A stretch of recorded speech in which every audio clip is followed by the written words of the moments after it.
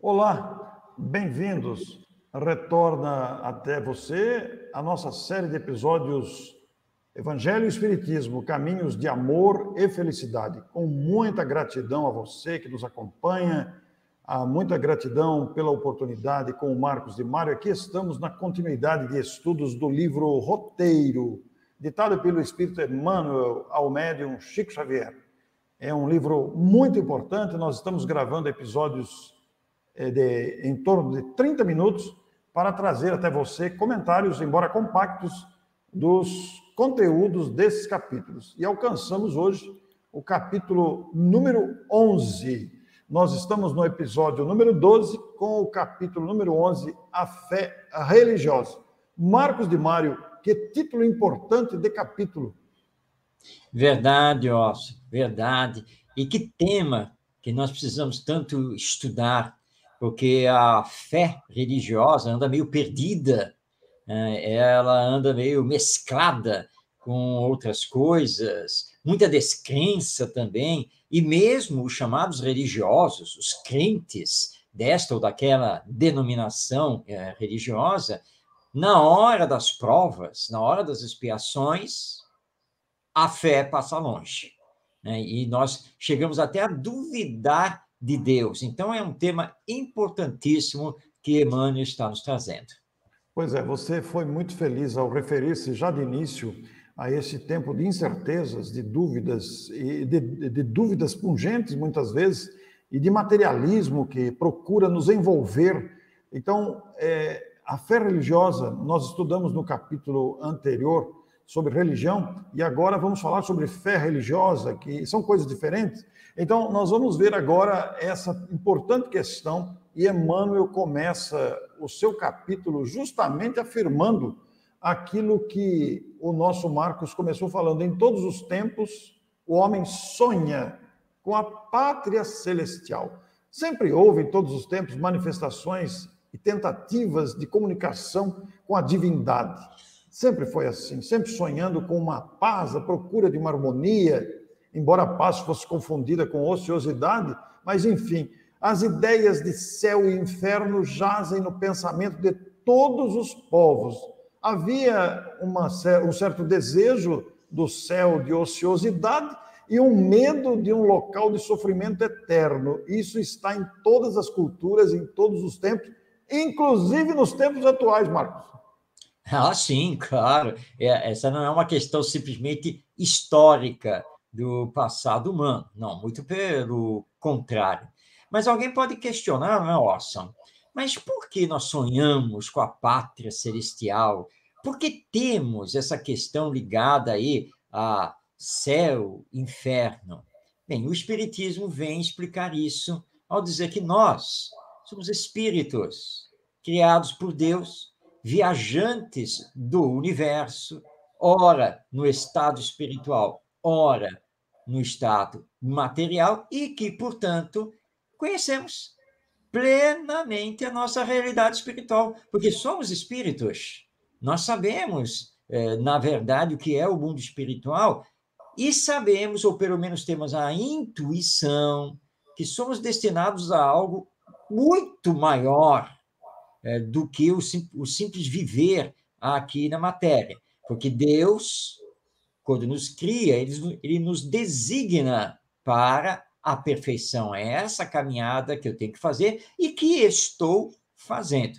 E como ora eu estou encarnado, ora eu estou desencarnado, é claro que eu sei muito bem o que acontece depois da desencarnação, porque eu já passei por isso várias vezes. Eu já tive várias existências, ou seja, eu já reencarnei várias vezes e já desencarnei várias vezes. E sei que na volta ao mundo espiritual eu posso encontrar ou o céu ou o inferno, mas sem levar essas duas palavras ao pé da letra, que na verdade céu e inferno são estados de consciência, porque eu sempre terei que responder por aquilo que semeei na minha existência terrena.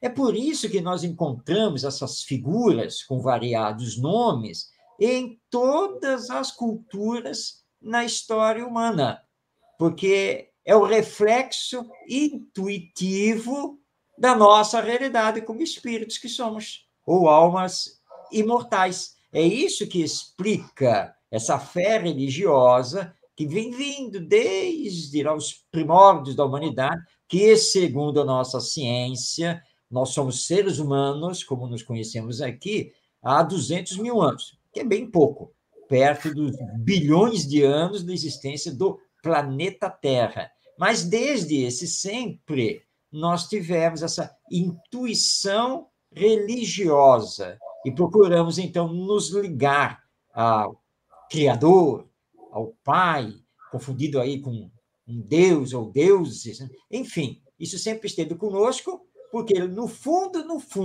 mesmo sendo egoístas, orgulhosos, materialistas e até afirmando que Deus não existe, mas mesmo assim, esse sentimento religioso ele está em nós. É como, recordando aqui, o físico inglês laureado aí mundialmente, já retornado ao mundo espiritual, o Stephen Hawking, quando ele foi perguntado por um jornalista, o senhor acredita em Deus?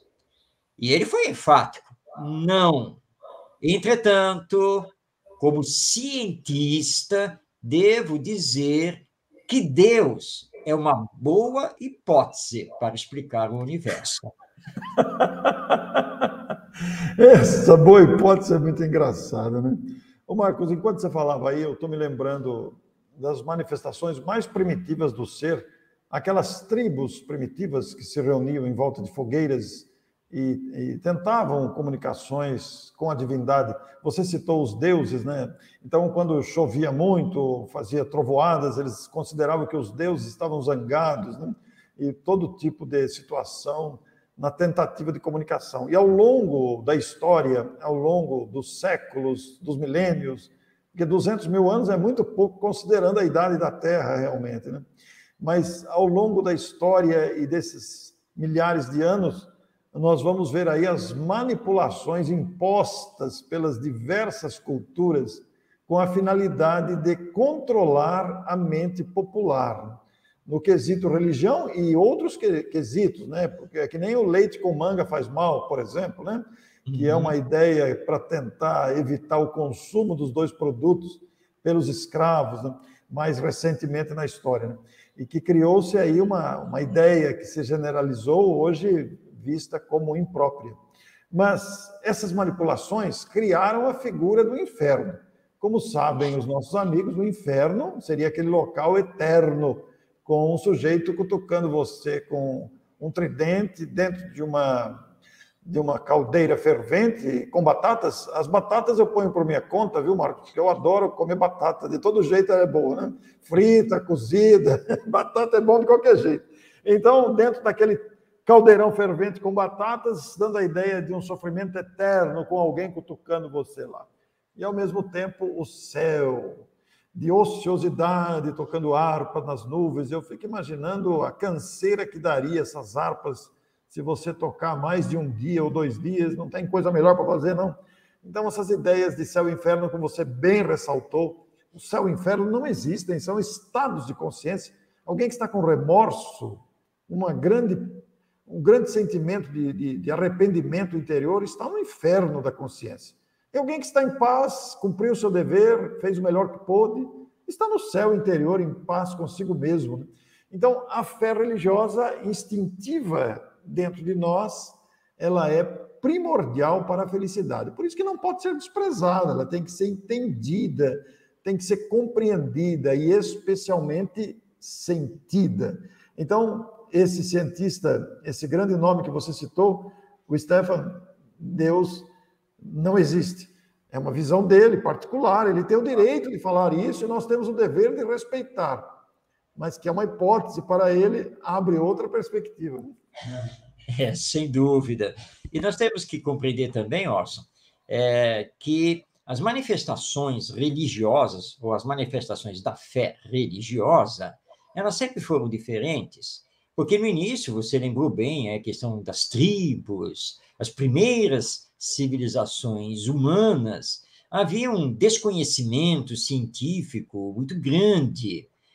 Então, qualquer fenômeno da natureza, na época, inexplicável, e muito superior ao próprio ser humano, era levado por conta, então, de uma mística, né? E foram se criando as mitologias. E você vai ter mitologia na Pérsia, na Babilônia, no Antigo Egito, e as mais conhecidas, que são as mitologias grega e, na sequência, a mitologia romana. Então, mas tudo isso porque era o desconhecimento. Não se conhecia exatamente, e como nós não conseguimos explicar os fenômenos, eles viravam deuses, coisas superiores a nós, e claro que passamos também a fazer a adoração, que é uma coisa muito natural. Aí vem o avanço, que é um avanço na inteligência. O Emmanuel, aqui no capítulo 11 do roteiro, ele vai falando justamente isso, né? Porque ele começa lá, ele passeia pela Índia, vai lá pelos assírios e caldeus, entra pelos gauleses, egípcios, etc., mostrando essas diferenças, mas que eles sempre tiveram a fé religiosa. Pode ser que ela estivesse misturada, né, com coisas místicas, não explicáveis na época, mas que pouco a pouco o nosso avanço intelectual, científico, veio então trazendo mais para perto de nós, mais para a realidade. O problema, Orson, é que a partir do século XVII, claro, estamos falando aqui do nosso mundo ocidental, começou a haver uma luta dos livros, chamados livres pensadores e filósofos, contra as duas igrejas formalmente estabelecidas, a Igreja Católica e a Igreja Protestante, porque muitos desses livres pensadores racionalmente se voltaram contra os dogmas e determinadas práticas dessas duas igrejas. E eles aí criaram uma outra mitologia, porque endeusaram a razão e a verdade do ponto de vista científico. E chegou aquele auge, né, de nós termos os materialistas existencialistas, principalmente os ligados ao marxismo, que acabaram dizendo, né, como o próprio Karl Marx nos disse, que a religião é o ópio do povo. Mas ele confundiu as coisas. Não é a religião que é o problema.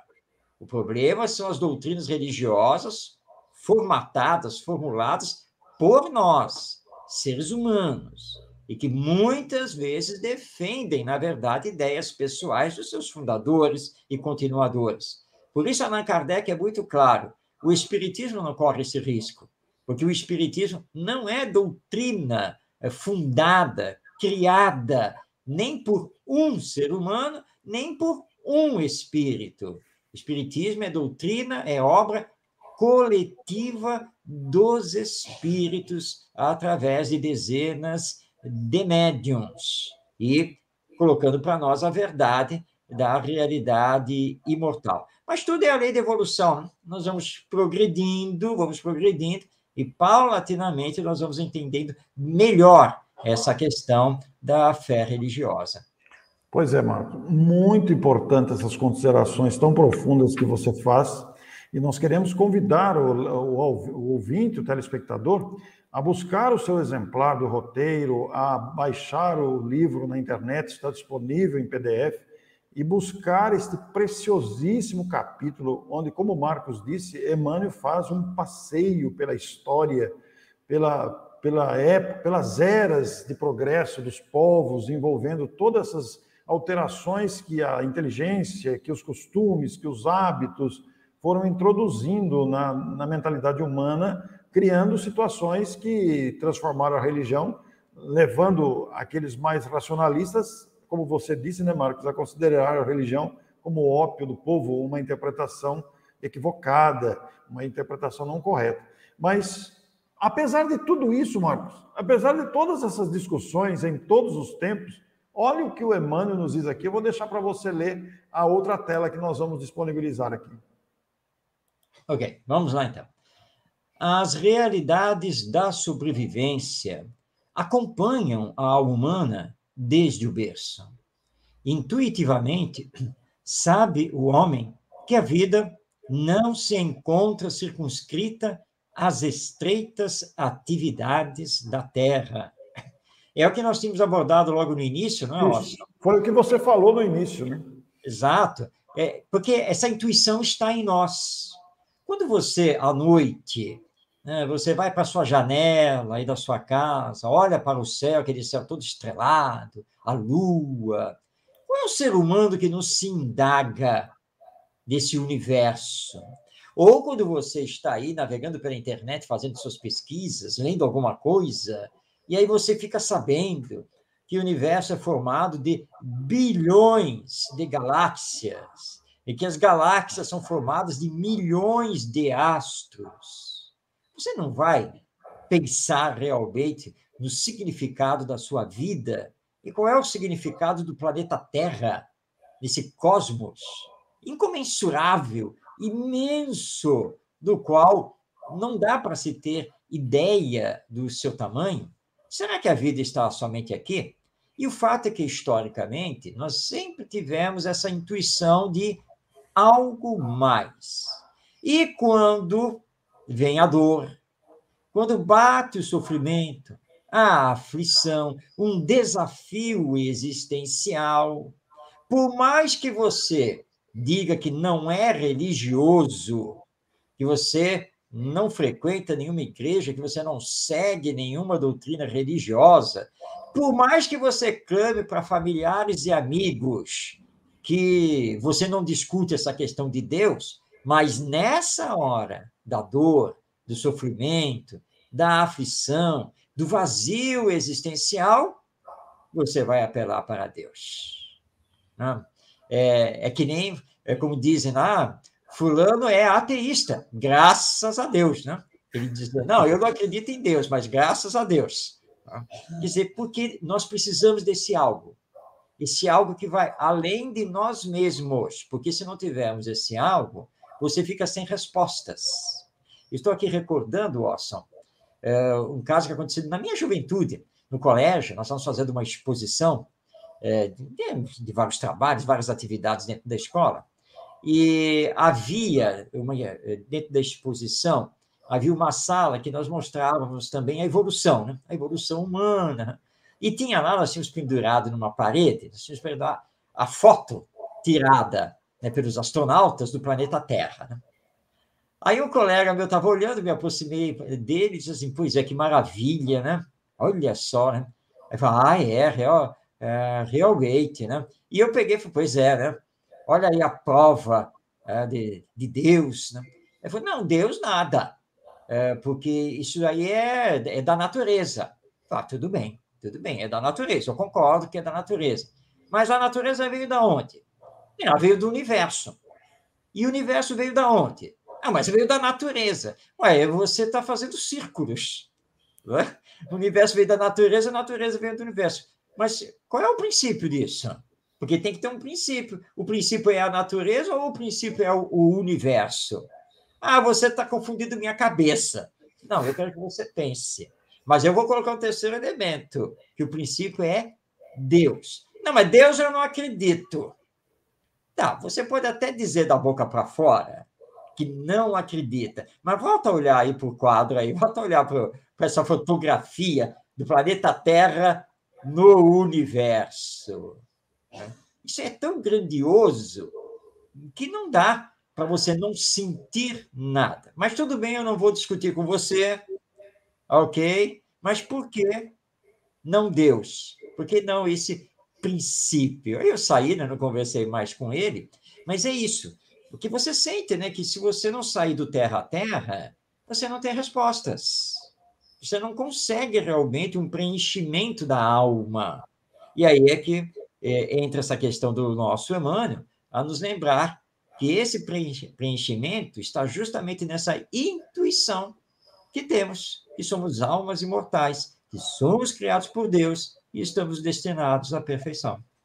Pois é, Marcos, e nessa foto do planeta Terra aí que você entrou em debate com o colega, estava se referindo apenas à Terra, né? Imagine se nós incluirmos todo o universo, e aí entramos num outro problema, porque nós temos o universo visível, conhecido, e os outros universos que não fazemos nem ideia, né? E a porcentagem observável é muito pequena diante da matéria escura, por exemplo, que é outro detalhe importantíssimo, né? Então, ficam muitas discussões. Você teve apenas um debate ali com o colega retencioso, mas a religião provocou guerras ao longo da história. É um contraditório demais, né? Guerras armadas por causa de ideias religiosas. Mas aí você foi felicíssimo ao abordar a questão de que quando chega a dor, quando chega a aflição, nós temos necessidade de nos voltar interiormente.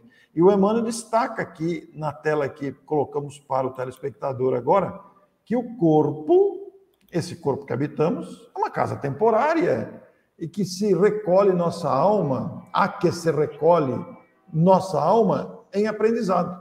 Por isso mesmo, quando atingido pelas farpas da desilusão e do cansaço, como disse o Marcos, o espírito humano recorda instintivamente algo intangível que se lhe afigura ao pensamento angustiado como sendo o paraíso perdido. Marcos, é como você acabou de dizer, não tem jeito.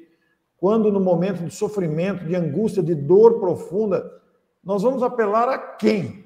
Senão aqueles que os espíritos denominaram como a inteligência suprema do universo, na questão 1 de O Livro dos Espíritos. Inteligência suprema, a expressão já define, é a maior das inteligências. Aí alguém vai perguntar, Ócio, mas por que essa inteligência suprema nos deixa fazer o que fazemos? Porque somos dotados do livre-arbítrio e temos que assumir as responsabilidades dos nossos atos. A perfeição é conquista individual de cada espírito, mas não somos abandonados. Agora, você que fez uma colocação, Ócio, que é muito importante, que são as guerras em nome da religião, e que é uma das maiores incongruências do ser humano. Porque se nós pegarmos o judaísmo, o budismo, o islamismo, o hinduísmo, o protestantismo, o catolicismo, o espiritismo, etc., nós vamos ver que, embora algumas religiões, maiormente do Oriente, não levem em consideração a Jesus e seus ensinos, mas dentro dos seus princípios, nós sempre vamos encontrar a fé religiosa, a solidariedade, a fraternidade, o amor, como bases da vida. Então, você criar uma guerra em nome de uma religião realmente é extremamente incongruente. E ainda mais, então, quando é uma guerra entre dois povos cristãos. Aí realmente fica muito difícil de explicar, porque é Jesus. E se é Jesus, né, que nós temos que seguir em ambas as religiões, como podemos entrar em guerra?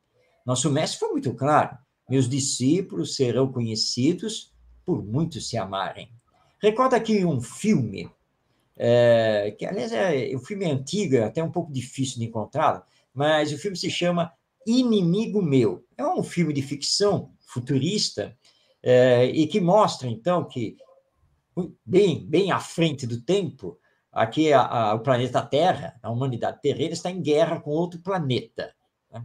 E é muito interessante o filme, porque um piloto humano, a sua nave é atingida e ele é obrigado a descer num asteroide.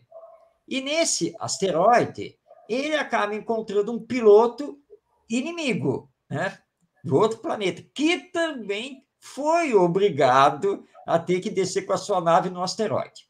E os dois ficam presos aqui naquele asteroide. E, num primeiro momento, um quer matar o outro, eles são inimigos, né? Os dois planetas estão em guerra. Mas eles têm que sobreviver. Né? E aí a luta pela sobrevivência faz com que eles comecem a se aproximar. Né? Porque ambos percebem que sozinhos iam acabar morrendo naquele asteroide. Então, eles precisavam juntar forças. Então, apesar de inimigos, eles acabam juntando as forças. Então, está lá um dia que os dois estão lá sentados, olhando, né, para as estrelas lá no céu, e o inimigo do ser humano está lendo lá alguma coisa lá na língua dele. Né? E aí o nosso piloto guerreiro aí, humano, pergunta para ele: o que você está lendo aí? Ah, são as palavras do nosso mestre. Ah, vocês têm um mestre? Nós temos sim, nós temos um mestre. E o mestre de vocês fala o quê? E aí ele começa, ele diz, né? E aí começa a falar exatamente o que Jesus fala.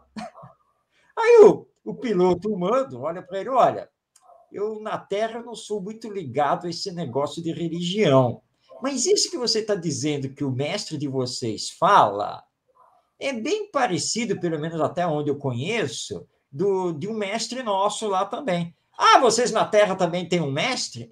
A gente chama ele de Jesus. E ele fala, amai-vos uns aos outros. Aí um olha para o outro, nossa, uma cena espetacular. Eles se olham e dizem, espera um pouco, se os nossos mestres falam essas coisas, por que nós somos inimigos? Por que nós estamos em guerra? E é muitas vezes isso que está faltando para nós, fazer essa reflexão, para que a fé religiosa realmente consiga nos transformar. E nós vamos acabar com as guerras e com as diferenças, com certeza. Que coisa interessante, né? Porque isso faz refletir mesmo sobre as incongruências que nos permitimos, né? As incoerências que nos permitimos.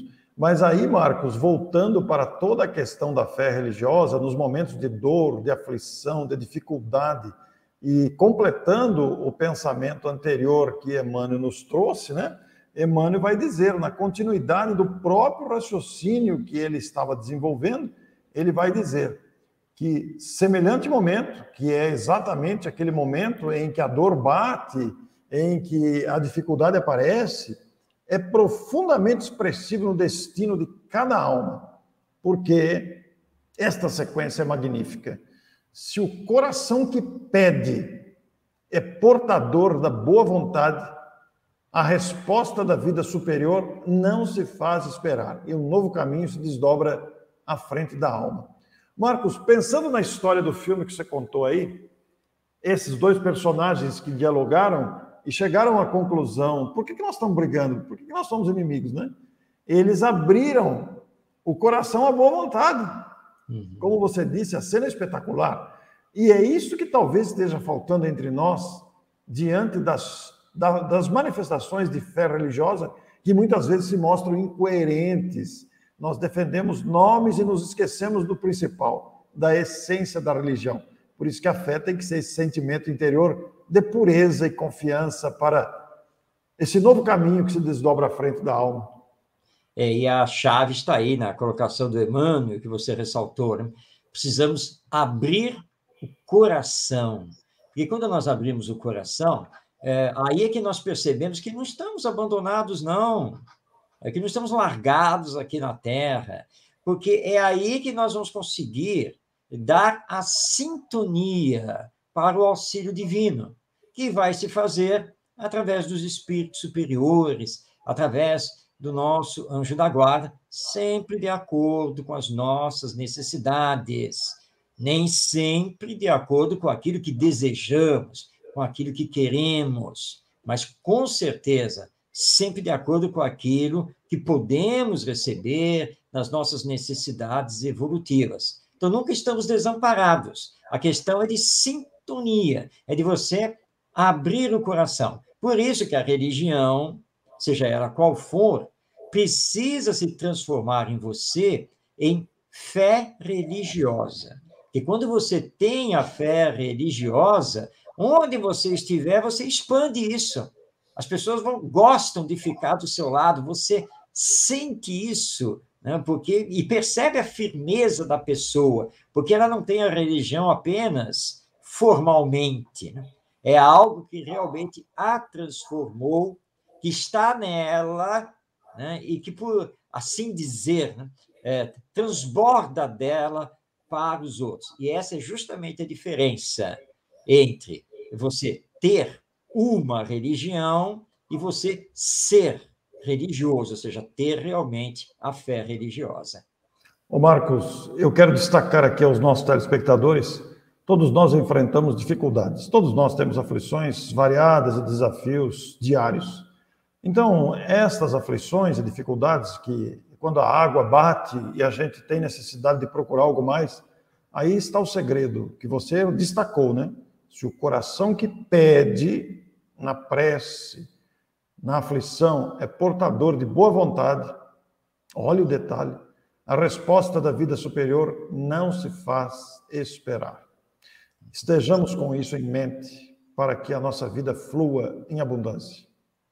Muito obrigado, Marcos. Muito obrigado aos amigos por esta oportunidade tão valiosa que temos de estudar esses capítulos, esses episódios, esses comentários sábios do nosso Emmanuel.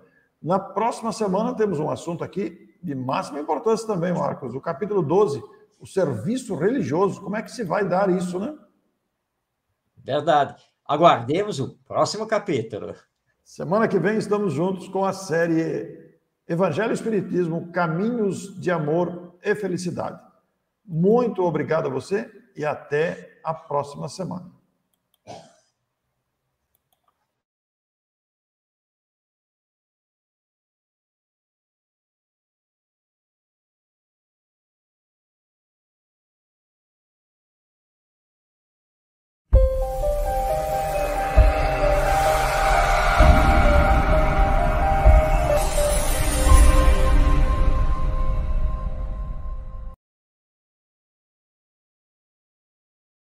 É.